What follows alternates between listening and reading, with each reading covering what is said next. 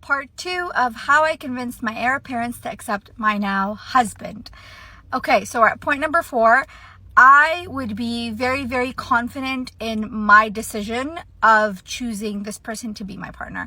I was very confident, and I would advise you that you really, really need to be confident that this person is the right person for you, because your parents will see right through it. You have to have the difficult conversations with your partner before you even get to the point of telling your parents, oh, I want to marry this guy. I know this might be triggering to some people, but you have to know his finances, how much he has in the bank account, how much savings he has, how much debt he has, student loans, all of that. You need to know about your future partner, and he also has the right to know about you before you even jump in and say, oh, we want to get married.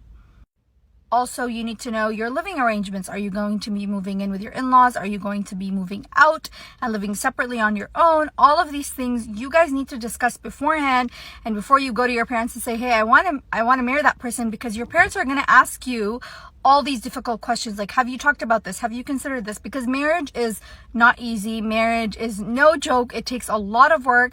So having the difficult conversations first will prevent you guys from facing a lot of problems down the line. One thing my mom did that I'm very grateful for is that she asked my husband, I think on his second interview, that what do you think is Farah's worst qualities?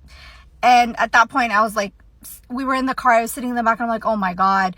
And my mom told him that, okay, listen, I know my daughter, and this is her worst quality, this is her worst quality, this is her worst quality.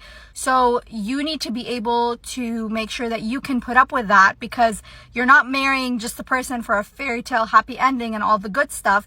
There are bad stuff that comes with it.